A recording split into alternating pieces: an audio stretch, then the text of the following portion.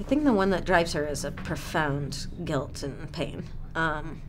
And that's, you know, manifested into this idea that she's incredibly ambitious about, single-minded about, has worked her whole life towards, which is what they all do in the movie, yeah. But I'd say that's the core of her, is this profound pain that she's dealing with, that she's doing everything she can to address, yeah. Yeah, or you know, Niels and I would talk about it, as well as with Ben, who wrote the screenplay, and you know, talked about what her life had sort of been post the event that happened when she was younger, her being isolated, her compartmentalizing to such a degree. So we sort of talked about her, how she would get through the day, and how this is pretty much, I think, all she really actually cared about. You know, it was hard for her to really care for anyone because she's been so, she's dealing with so much, she's suffering so much. I think a gift for some, you know.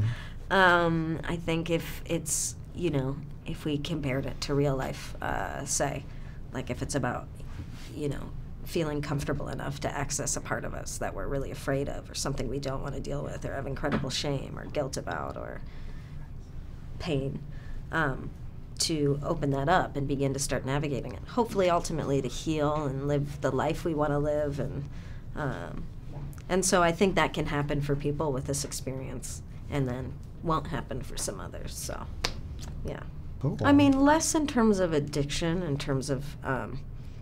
But in terms of a drug, in terms of like a ayahuasca or you know, those sorts of things, or yeah, I guess I don't do drugs, but in terms of that experience and what that can do for people, a lot of people, they have extremely positive therapeutic experiences, and some people have some pretty bad experiences. So yeah, I think it's definitely a fair comparison, especially, you know, with the height of joy they have immediately after. So, but I think that's what's one thing I love about this is the ambiguity of it. It can be like, oh, it's a portal, something's haunting them, you know, repressed trauma coming up, hallucinating, it manifests in everyone differently. You know, I think, you know, people can see it as they want to, and also just go and have fun and be scared and hopefully have a blast. That's the goal. Yeah, I mean, it's a fun challenge, you know. I just had I've obviously done moments where scenes would be frightening, or you're getting to yourself to a place of being that terrified, not necessarily for, you know, a 12-hour day, basically. It's like, how do you do that when nothing's there, or, you know, something comes up from a shower curtain that doesn't exist? And so for me, it was an enjoyable acting challenge, something new. Fear's hard. It's not so much this stuff, like, you know, like I can start physically and get the body. It's the scares, you know. Those are definitely like tricky. But again, for me, it was about getting in the body in a place where a noise is gonna really alarm you, I guess. So for me, a lot of the horror stuff starts in the body, and then you know, and then you go from there, I guess. And to me, doing horror, that's how it helped. That helped me a lot. That process, yeah. We had medical training, and yeah, to learn about terminology. We choreographed all those flatline scenes, of course, learned how to use the equipment, CPR, et cetera, et cetera, et cetera. So that was all, I just like learning new stuff. So it was fun to have, you know, a few, you know, hours of learning how to resuscitate someone.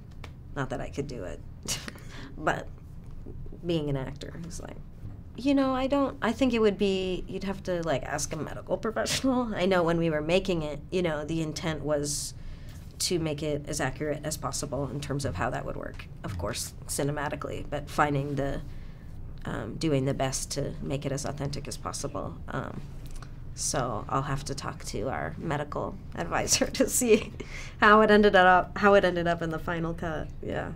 Oh, Niels is a great person to work with. He has such a positive energy, you know. He keeps every day upbeat. We all got along so well. It couldn't be a lovelier group of people. So the energy on set was always really lovely and positive and fun.